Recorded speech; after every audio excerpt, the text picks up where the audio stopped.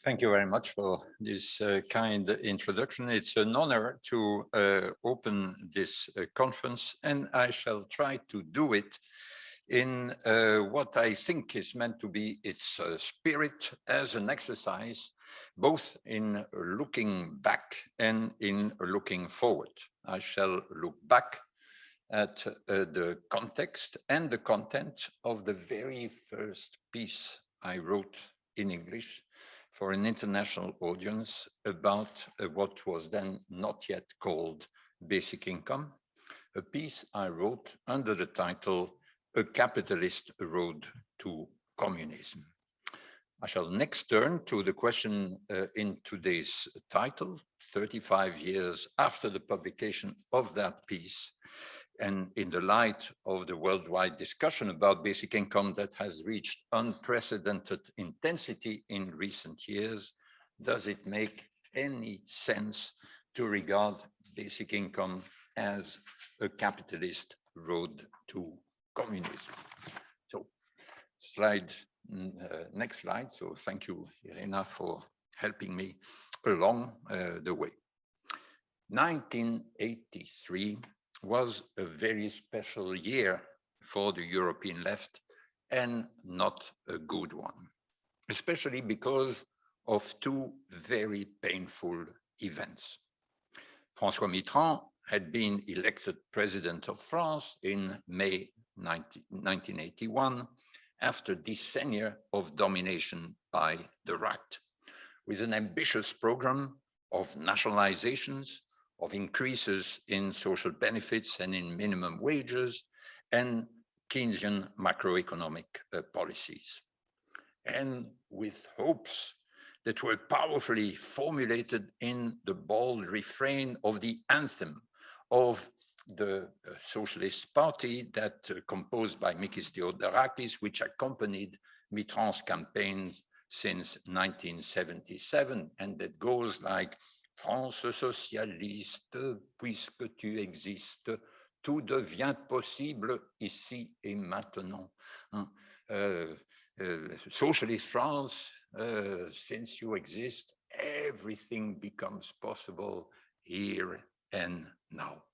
But no, not everything became possible here and now. And in March 1983, after 3 successive devaluations of the French franc, Mitterrand and his finance minister, Jacques Delors, had to resign themselves to a painful and memorable U-turn. What had been nationalized had to be denationalized. Expansionary policies had had little effect on domestic growth, but a huge effect on the balance of trade. Austerity policies had to be introduced to tame uncontrolled inflation. But 1983 was an even worse year for the left across the channel. Margaret Thatcher was in power since 1979 after winning the national election with a majority of 43 seats. At the election of June 1983, she was challenged by Michael Foot, a leader of the Labour Party, a Labour Party weakened by the secession of Social Democrats who were going to form the Lib Dems under the leadership, among others, of Roy Jenkins. And what happened at that election of June 1983?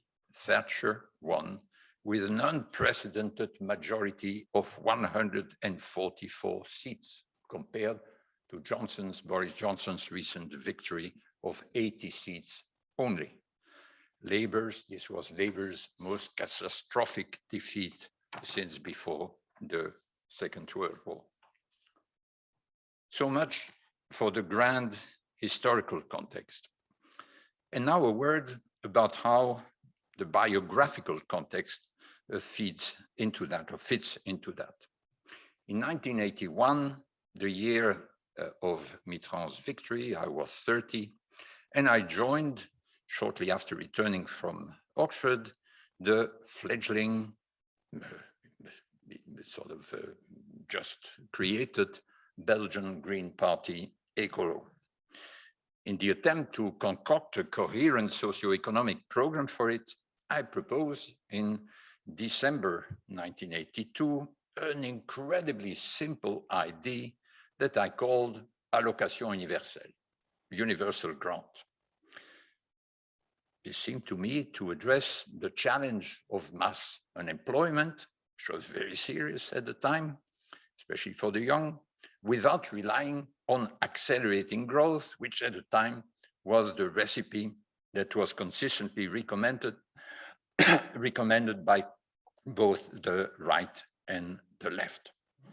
This recipe seemed crazy in my view, was crazy in my view, 10 years already after the alarm call of the Club of Rome. But an unconditional universal grant would, it seemed to me, at the same time, enable the overworked to work less, and partly for that reason, it would also enable the excluded to get work. This coincided with something that was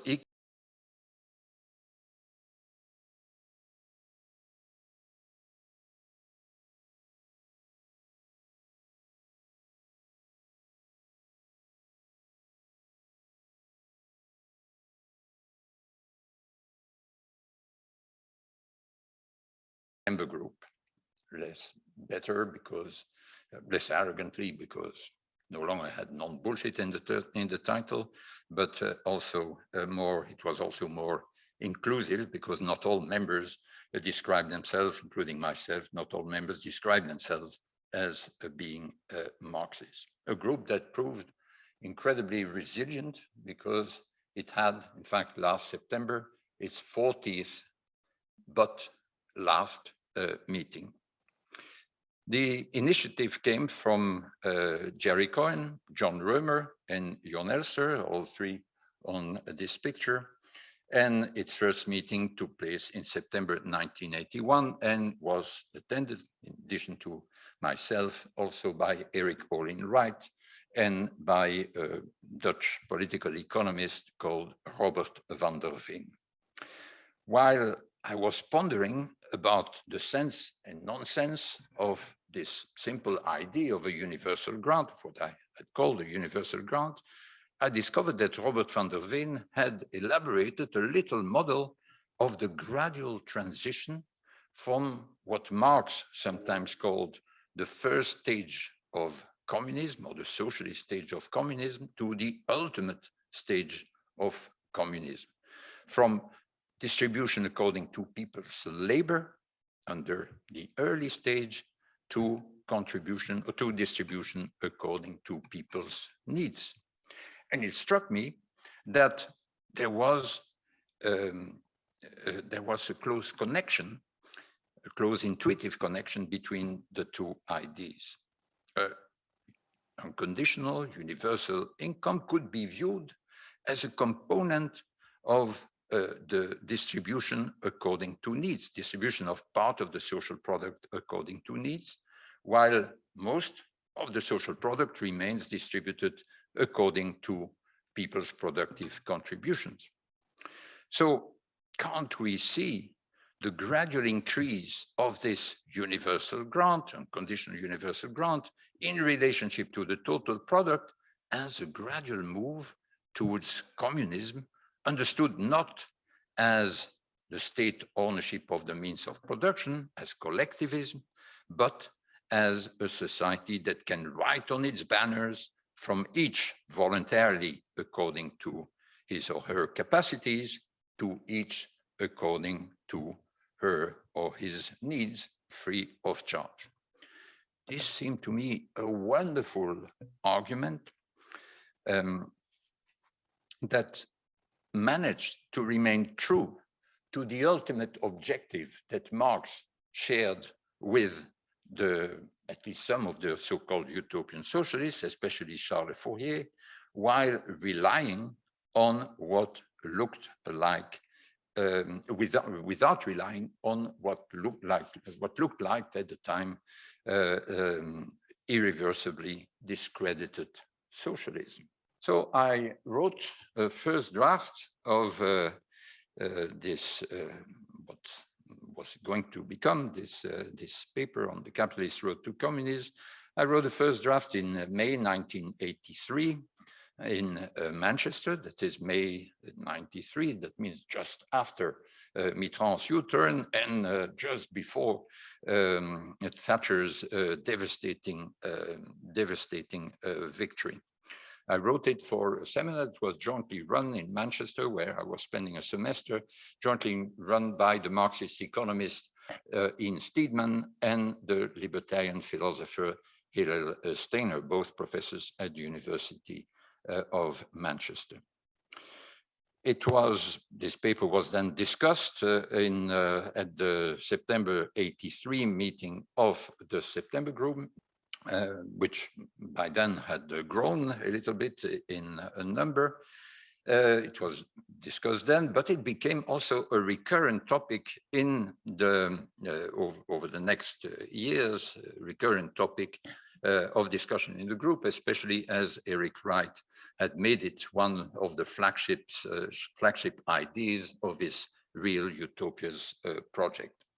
So much so that it even triggered the resignation of one of the founding members of the group. In his farewell letter of August 1993, John Elster wrote, I quote, "Over the years, several things happened that made me more disenchanted with the group.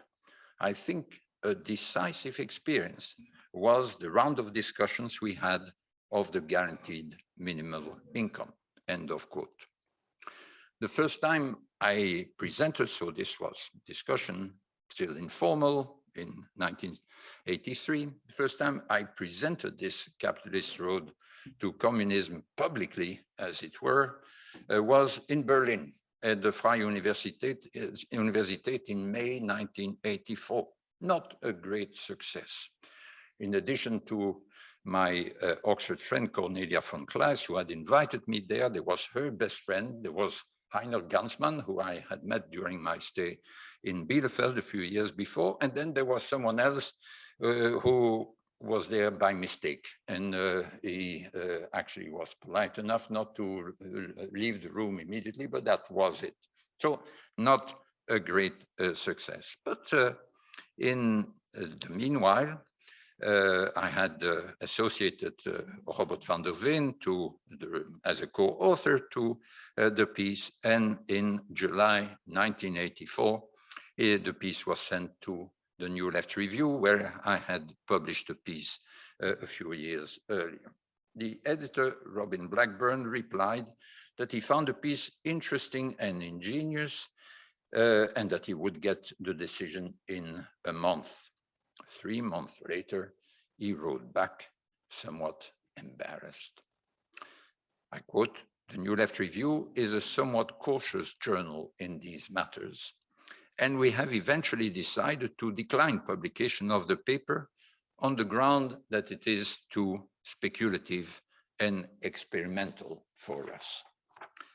We then turn to a theory of society, where it was accepted in July 85 and published in 1986, followed by 6 comments, including 3 members of the September Group, Jon Elster, Eric Wright, and Adam Przewozki, who had joined the group by then, and also 3 more, known to some of you, Alec Nove, Joe Kerens, and Johannes Berger, and follows also by a reply, albeit followed by a reply by us that was double the size of the original piece. The piece was subsequently published in various languages, including with all the comments and the reply in Spanish.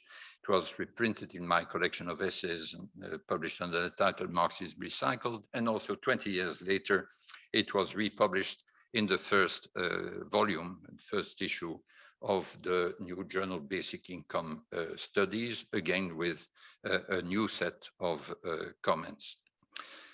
This will do by way of historical and biographical context, which also gives the motivation behind that piece, and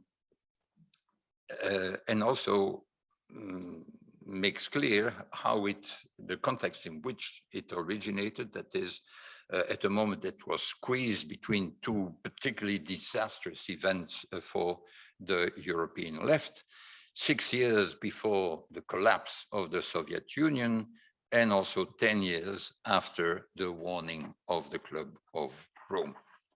So what turned out to the second part of what I want to say, which is the content of this piece. Well, I'll just quickly read how it opens. Next. Yeah, this is how it opens. Prospects for the left look bleak indeed. Electoral disasters on the British pattern, just mentioned it, and policy U-turns on the French pattern, Mitterrand, have reinforced the suspicion that socialism may forever remain out of reach. Even worse, actually existing socialist societies have repeatedly failed to provide an attractive picture of socialism, compounded by mounting disillusionment with the achievements of state intervention in the West. This failure has shaken many people's faith in the very desirability of socialism. In this article, we argue that this predicament provides no legitimate ground for dismay, cynicism, or despondency, not because true socialism is different, or because it is possible after all, but because the left need not be committed to socialism. We believe there is another way forward, a radical alternative to socialism that combines feasibility and desirability to a surprising extent, and that is therefore well worth considering. This belief is unorthodox enough, etc. But we say, nonetheless, it is, in some sense, it is very orthodox, because the background assumption that frankly was made partly in order to provide an ad hominem argument addressed to the left, or the far left, the Marxist left. The background assumption was that Marx's argument for socialism was not, as he emphasizes repeatedly, was not that socialism was more just than capitalism, but that it was more efficient than capitalism, or more specifically, that it would unleash productive forces that are fettered by capitalism and thereby generate more quickly the condition of abundance that is required for the realization of the realm of freedom, of full communism, of the abolition of alienated labor, of distribution according to needs.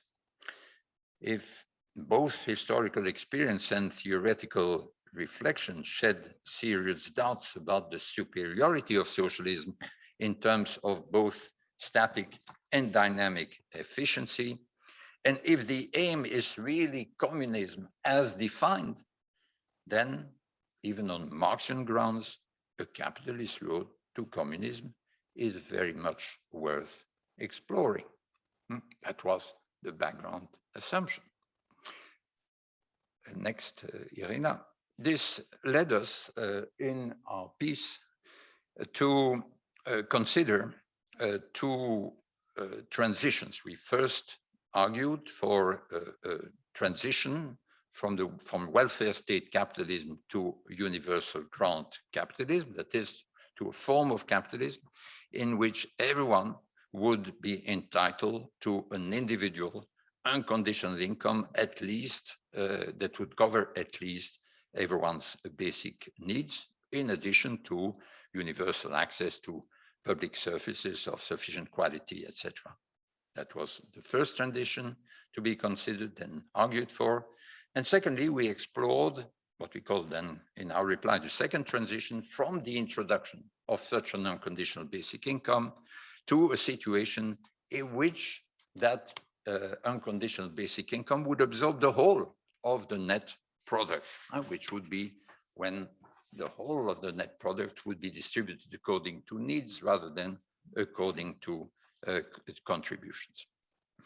As regards the first transitions, we had to defend its economic and political feasibility, in particular by arguing that the response, both individual and collective, by capitalists and by well-paid, well-protected workers would not be such as to jeopardize its possibility of this transition to an unconditional grant sufficient to cover basic needs. But we had not expected that the fiercest attack would come in the form of a challenge, not to its possibility, but to its desirability, and consequently also to its political feasibility as a result of this very undesirability. Our proposal, Jon Elster wrote in his comment, which helps explain the resignation letter a few years later. Jon Elster wrote in his comment, I quote, our proposal completely lacks the potential for being wedded to a conception of justice. Indeed, it, I quote again, it goes against a widely accepted notion of justice. It is unfair for able-bodied people to live off the labor of others. In our answer, in our reply, published reply, we answer this objection, one page, 2 long footnotes, by saying that ultimately the issue comes down to the relative importance we attach to liberty. And I quote from our reply, a universal grant cannot be justified by reference to solidarity or to any desert principle. It can only be justified in terms of real freedom from toil for everyone. But we recognize explicitly in our reply that this answer is very much in need of elaboration. Indeed, it is, or at least it was. I spent a lot of time on that issue subsequently. And once this reply, this answer was elaborated about what justified fundamentally an unconditional basic income, it's not so clear that the second transition to full communism is still worth exploring. And I shall turn to that, but first I need to say something about what this second transition consists in. Next, and here, so I have this general theory about people attending a conference. There are people who only remember the anecdotes and other people only remember the graphs. And so I don't know how you fit into this distinction, but I'll briefly explain this graph. So in our paper, we presented this transition to full communism with the help of the so-called Laffer curve that was popularized in the context of so-called supply-side economics. What is represented in this graph, and you'll have to ignore, I won't say anything about the top curve.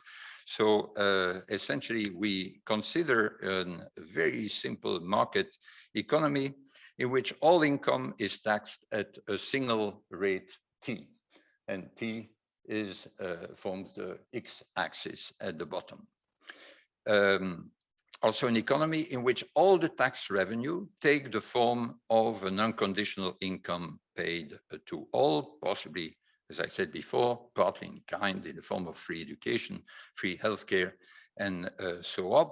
But the crucial point is that it's distributed independently of contribution to production and according to needs somehow defined. And so just assume very simply an equal amount to everyone.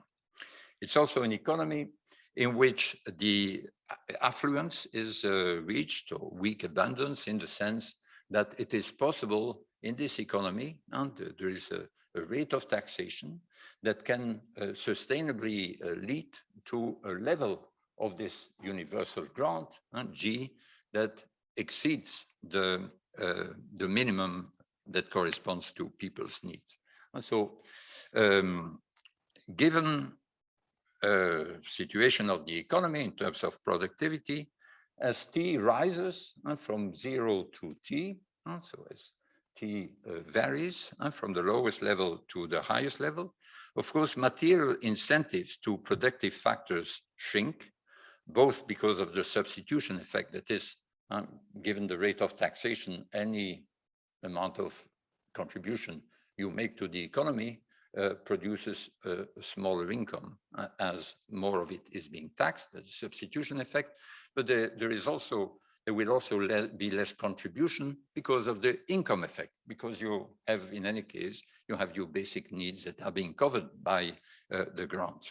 So as T rises, you have a fall in the level of Y, and Y represents income per capita, taxable income per capita. And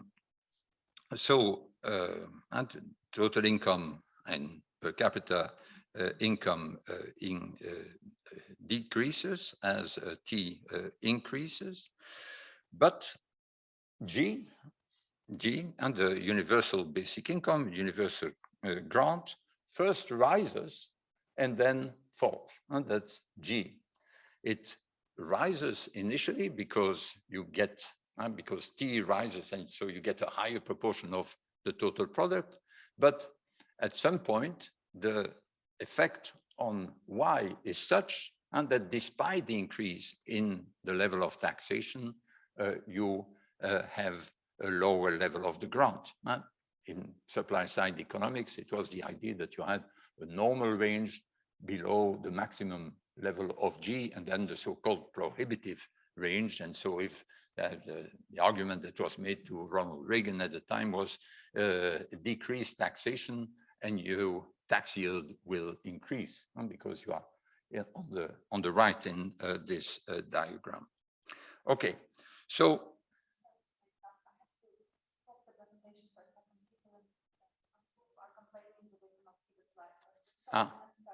okay.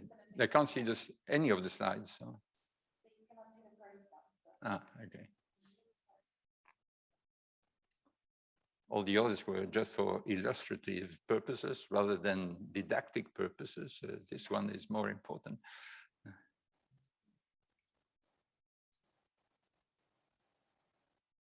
Can they see?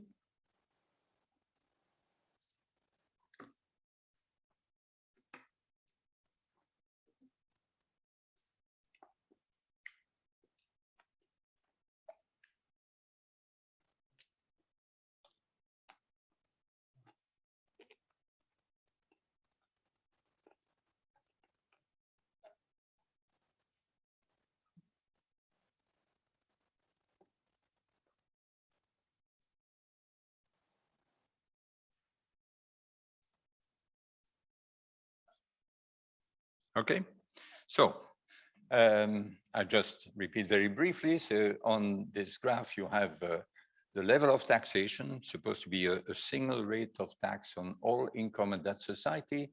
As it grows, the total income per capita falls consistently, mainly because of the substitution effect. More and more is taxed away out of people's earnings.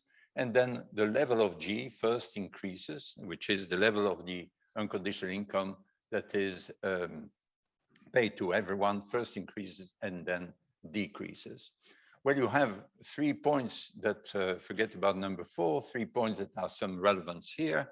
You have what I call here the consumerist choice, the consumerist option, where you say, well, you maximize income, Y, subject to everyone's needs being satisfied. And that corresponds to point 1. So you can see there the grant, G, is at the level of G star, which is the level of basic needs. And otherwise, that's the subject to this condition, you choose the highest level of Y.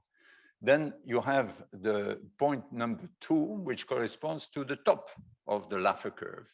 You maximize the grant. That's a sustainable level of the grant. And then you have point number 3, which I call the communist point. Why the communist point? Because subject again to everyone's needs being covered, so you don't want to really distribute everything according to needs, but not without covering everyone's needs. So there is a constraint there.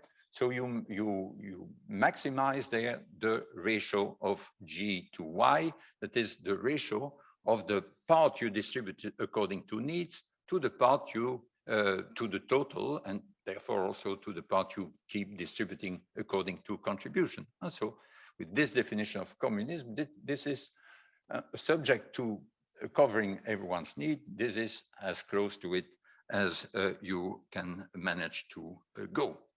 So that's gives then the first transition consists in choosing one of these points, and one of these points, you need to satisfy the basic needs, which is supposed to be possible.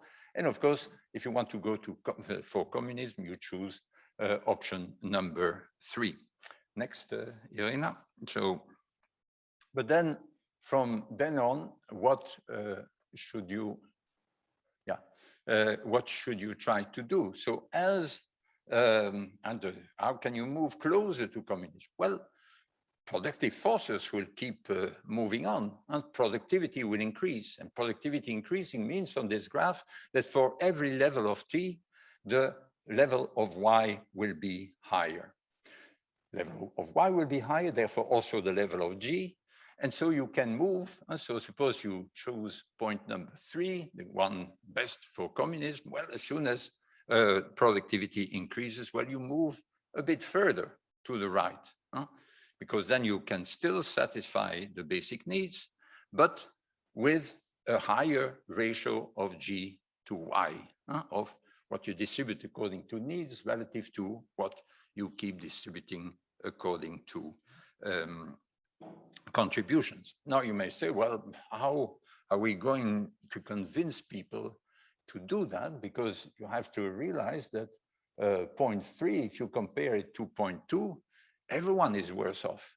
Even the worse off in society who have nothing but G are worse off under 3 than under 2. And so how, whenever you have more leeway, why will you always choose then to reduce, in fact, the level of Y, but just in order to keep constant the level of G? So in our reply, we say, well, this is not the only possibility. You can also start from choosing any point, whether 1, 2, or 3, and then moving to communism would go more slowly, but that whenever productivity increases, well, you keep the total income constant, you keep it constant, you don't, and so no growth, but because of what is made possible, in fact, you'll be able to increase G with an unchanged Y,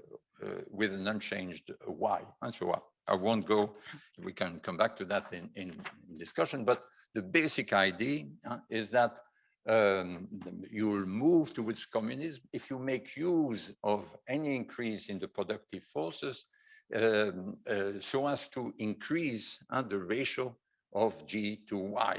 So whether you keep Y constant or you decrease Y. And the idea being, well, the higher this ratio, well, the smaller also the volume of alienated work, because what appears as taxable income is in fact the amount of work that people, that's not part of people's free time and for which they need to be paid.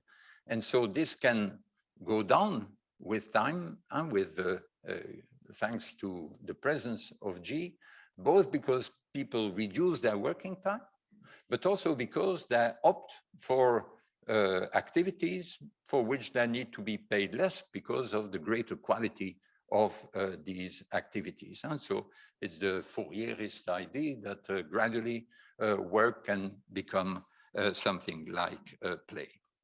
Okay, I'll leave this here for the second stage of my presentation, and I'll return to that in a minute and asking what sense does it make today. So let's turn then to the third one with next slide, also Irene.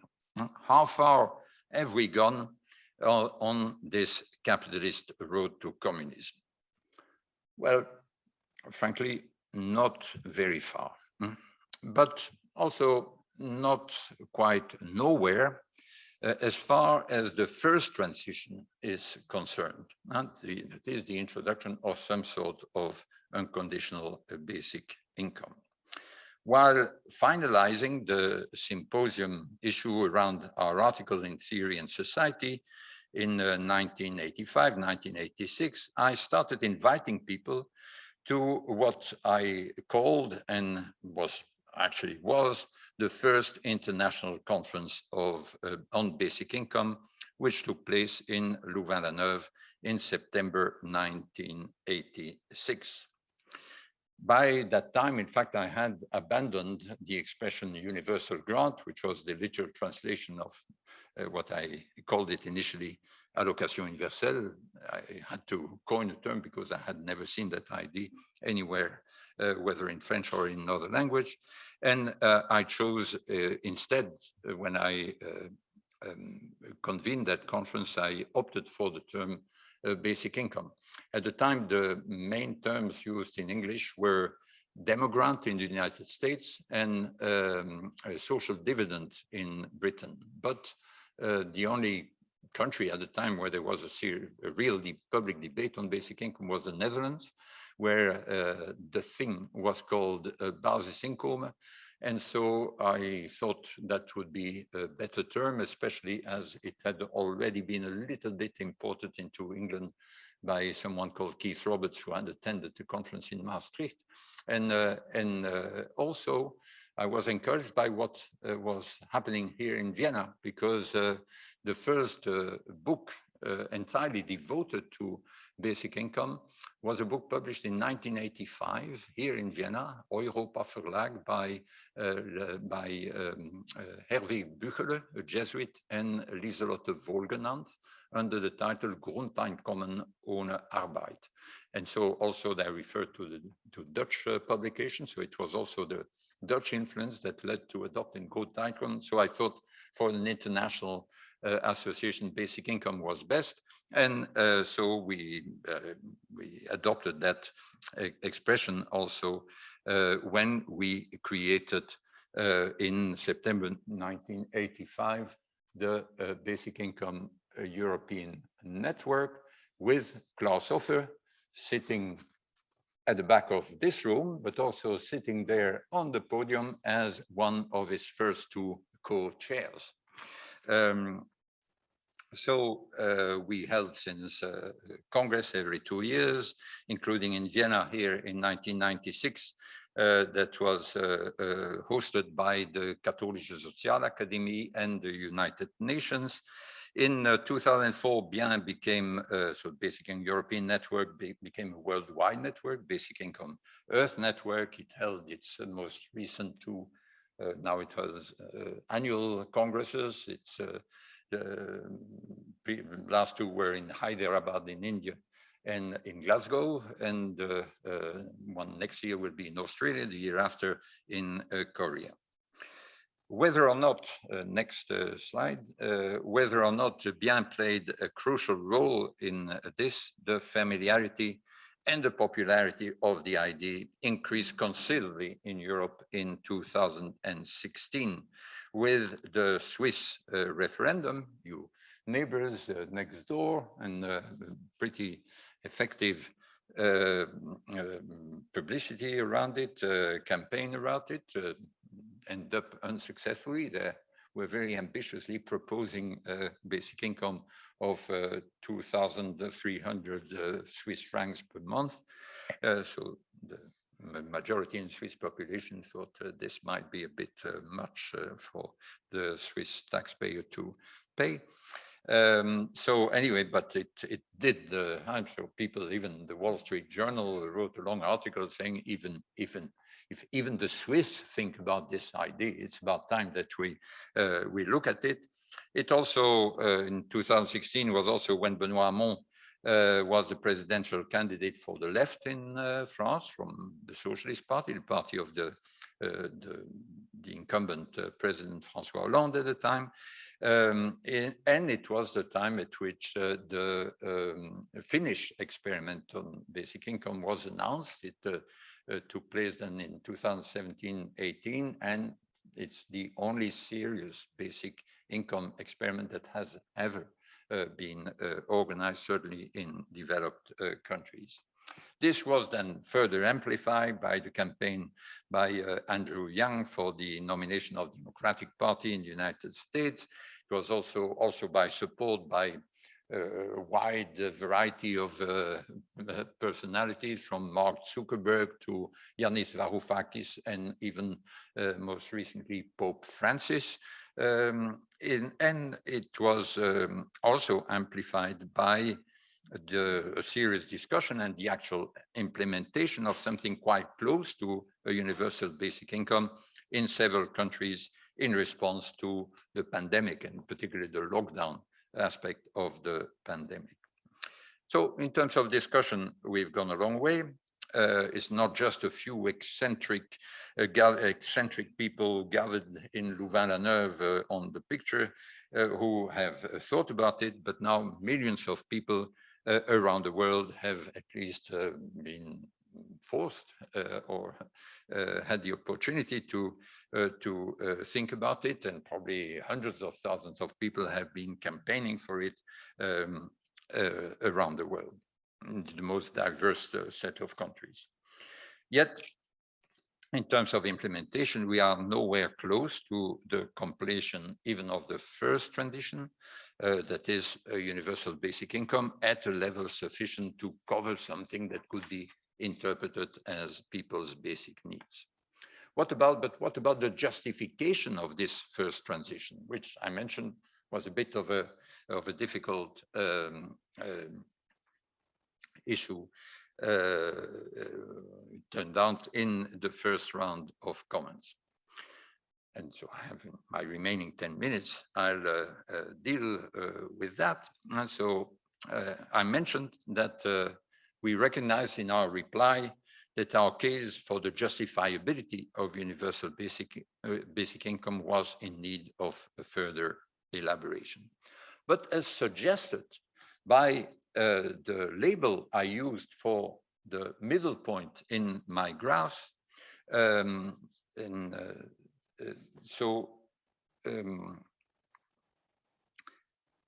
thought we had that justification. It was all ready-made, because what I called the middle point was the Rawlsian. I called it the Rawlsian point, where the situation of the worst off was maximized, since the grant, which everyone gets, so it's the minimum income, is maximized. So I thought it was all prepared for us by John Rawls in his theory of justice, and in particular in his difference principle.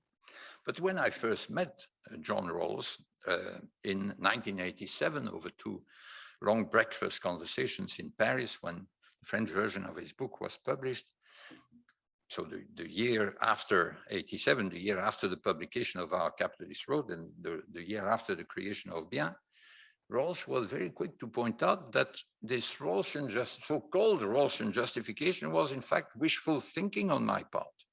This meeting is when he told me that people who spend their days surfing off Malibu could not fairly expect to be fed at society's expense. And he amended, in a footnote of the lecture he gave in Paris, he amended the formulation of his difference principle so as to exclude these Malibu surfers from an entitlement to basic income. Okay, so next slide.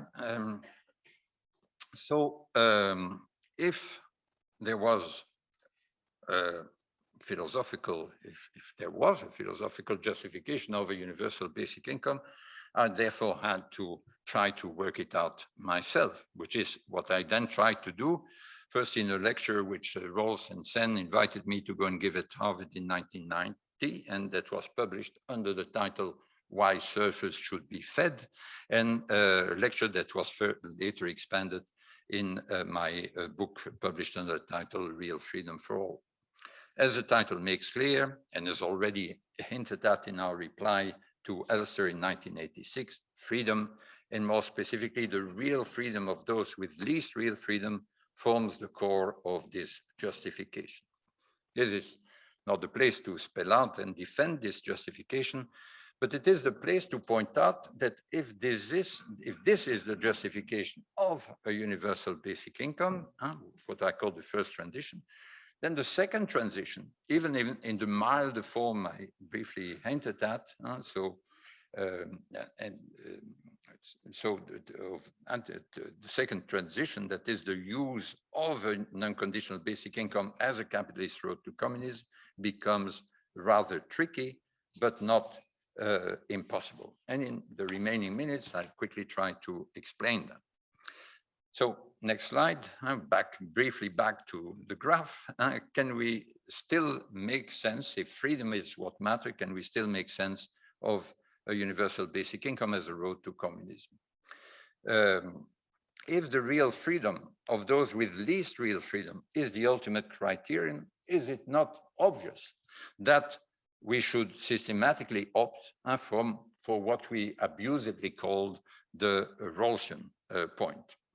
Is it not obvious that any point to its right, to the right of this maximum G, no less than to its left, is inferior by this standard of freedom? True. It's true that if the lower, given that the lower Y, the lower total income, reflects a reduction in the supply of labor, then people enjoy on average more free time. But at the same time, the lower G, the fact that G is lower on both sides, including to the right, means that the worst off, those with nothing but this G, this grant, have less real freedom to choose free time than with a lower level of taxation. And so the reason why there is more free time is simply that people, the more productive people, are discouraged from producing, and therefore there is less to be shared between all. There are nonetheless two ways in which one can try to justify moving to the right of the Rawlsian point, so-called Rawlsian point, so more towards communism, as it were. One is, and both are relatively subtle point because they go against a naive or too straightforward interpretation of this maximin real freedom. First, more equality can be better for the real freedom of the worst off, for two possible reasons, or at least two.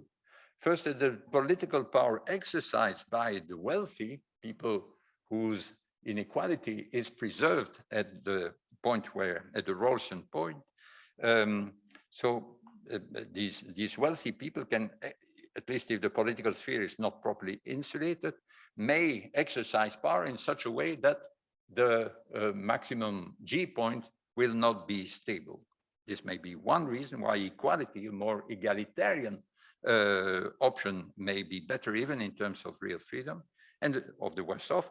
And the second one is that the relative position, so the degree of equality, may have, as has been argued by a number of people, may have a significant impact on self-esteem and thereby also on the health of the worst off, on the level of stress and all that, which is also a component bit hidden of their real freedom. So there may be an egalitarian case for instrumental egalitarian point for moving to the right of the so-called Rawlsian point.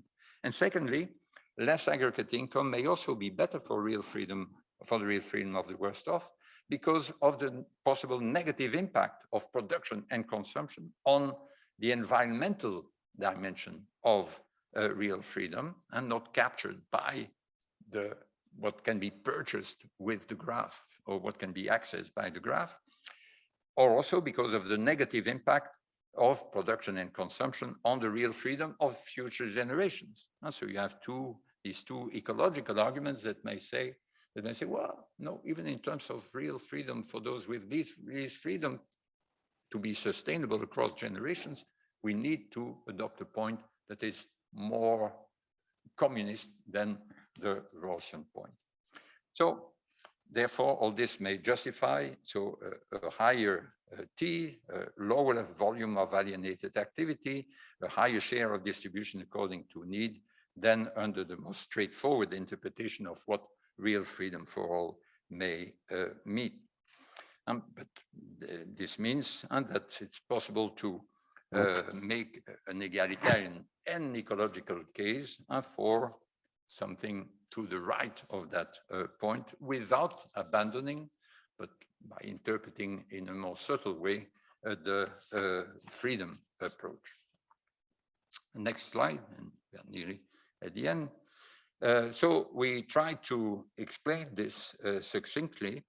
So what I just said, these two more, in my view, more accurate replies to what sense could be made of basic income as a path towards communism. We try to explain this succinctly in the section devoted to the capitalist road to communism in the ethical chapter of the book on basic income, which my younger colleague Yannick Vanderborght and I published in 2017 with Harvard University Press. This is, in fact, a book which I felt I had a moral duty to write, and which I wouldn't have written on my own, because it's not a purely philosophical book, and then you need to do far more fact-checking than if you do a philosophical book. So we had to do this in collaboration. And I felt I had a duty to do it because now that this idea of basic income has become popular worldwide, well, there is unavoidably a lot of confusion, a lot of fake news about it, both among its defenders and among its critics. And so what we try to do in the book is to provide reliable information, clear arguments on the history, the ethics, the economics, the politics of basic income that could be useful both, in fact, to the advocates of basic income and to its critics. Whether we manage to clarify how basic income could provide a capitalist road to communism remains to be seen, but it's bound to be somewhat better than what must have been, next slide, what must have been my least successful attempt to explain this capitalist road to communism, which was in May 1993 at the headquarters of the Central Committee of the Chinese Communist Party. When the point was reached that I wanted to present the graph which I showed you today, there was a bit of a panic because there was no board and no whiteboard, no anywhere in the room, because all the boards had been monopolized for a campaign for a single child in the big entrance hall of the building. So in the end, they said, okay, we'll fetch one. And they came back with a board on which I sort of scribbled a graph with the rows and points and all that. But before I could do that, there was the difficult issue of whether this board should be placed behind or before the statue of Marx and Engels, which you can see in the background there. And then after some hesitation about how much of a blasphemy it could have been to put it in front of them, pragmatism triumphed and it was put in front of it.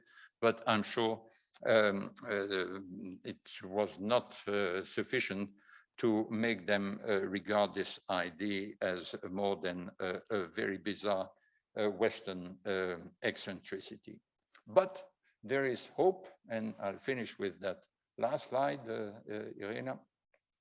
There is hope, because after having spent a couple of years at the censorship office, we were told last month that the simplified character edition, Chinese edition of our book is going to be published this month.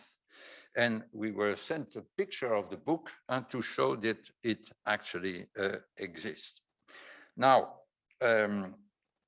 given how capitalist China has become, it is arguably far more relevant for the Chinese Communist Party than it is for you to understand what a capitalist road to communism may look like. What is certain that it's not. What is certain is that it's not going to be a speedway. Thank you very much for your attention.